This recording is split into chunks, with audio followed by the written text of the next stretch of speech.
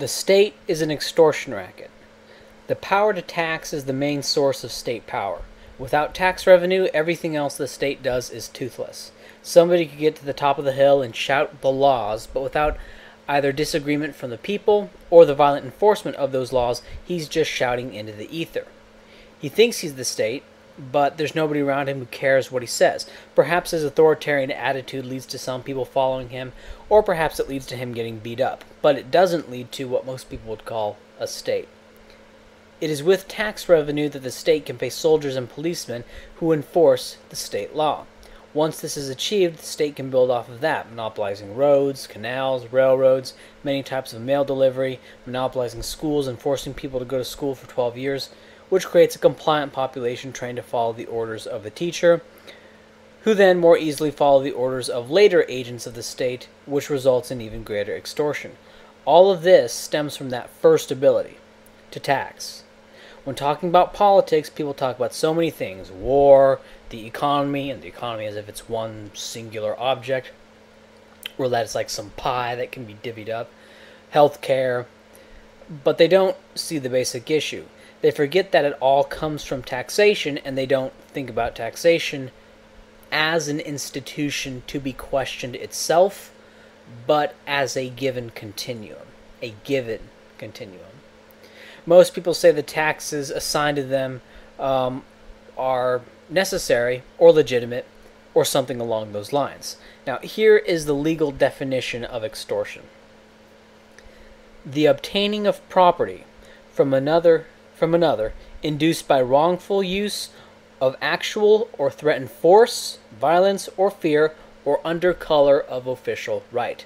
And that is identical to taxation, because what happens if you don't pay your taxes? You get thrown in prison. And if you resist arrest and then resist being thrown into prison, you will be killed. Perhaps it is necessary to do this to keep things running, but I don't think it is. But even if you do think it is still extortion. And I oppose this extortion on many grounds. When I bring this up, I often get the response, yes, I know the state is an extortion racket, but so what? You haven't proved how law, defense, schools, regulation, and many other things can be done in a stateless society. And those are all valid concerns. And those things are what the bulk of this book will be about. But first things first, there are many people who still believe that the state is not an extortion racket, or that the extortion is justified by a social contract, which is why I'm talking about this now. When pointing out that the state is an extortion racket, many will say that it is justified because of an implicit agreement. By living in a place called the United States, you are agreeing to pay for various public services. And what is a public service? Well, whatever the state decides. And this is the social contract argument. Or more colloquially, I like to call it the love it or leave it argument.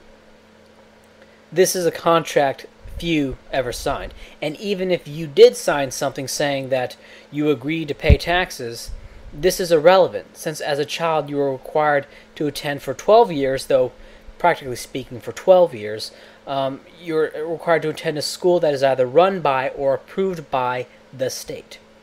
Even if you went to a private school, that school was approved by the state, and you were required by the state to go to some school that they approve of. Most kids weren't able to see the injustice at the time. I certainly didn't. I just saw it as something unpleasant that I had to do, like paying taxes, but I see it now. Also, if you ever bought anything as a child, you paid sales tax. Thus, you paid taxes then, which surely cannot be considered something you agreed to. So even if you agree to taxation as an adult, the fact that the state taxed you as a child, robbing you at the very minimum 525 days as a child, which you can never get back, supposedly for the purpose of education, makes me view the state as a criminal institution on those grounds alone.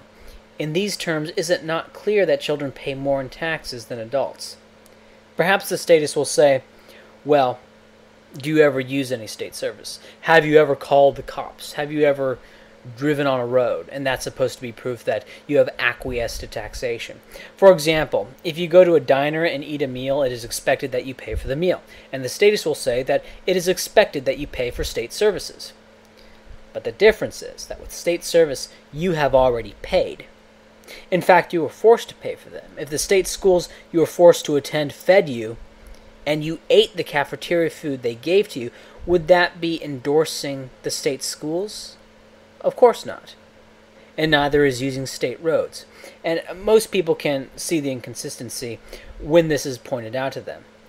A more extreme example would be eating the ration given to you at a POW camp doesn't mean you endorse the POW camp. Failing that, the statists will often say some variation of love it or leave it. Well, if you don't like civilization, and of course they typically call the extortion racket civilization, well, if you don't like civilization, then go to Somalia. And in this book I have a section on Somalia, but that's what they'll say. If you don't like civilization, go to Somalia. Bam, ham fist. What a statement like this shows is that they don't understand the issue. The United States federal government claims more land than state employees can ever even touch. The idea that they own this land is absurd. And this is not to say that the matter of ownership is simple and settled, and even within the context of a stateless society there can be furious disagreements, but the state is an obvious overclaim. And 300 million people can agree that the state owns some land, but where do these 300 million people get off deciding who gets to own all this land? And do these 300 million people know each other? And did they all get together and decide upon the same thing? No. And we could do this all day, but what it comes down to is that the state is an extortion racket, and any attempt to justify the state is as silly as justifying an extortion racket. Unless you want to say that the state is necessary for a certain standard of living, but that's where we go into the rest of the book.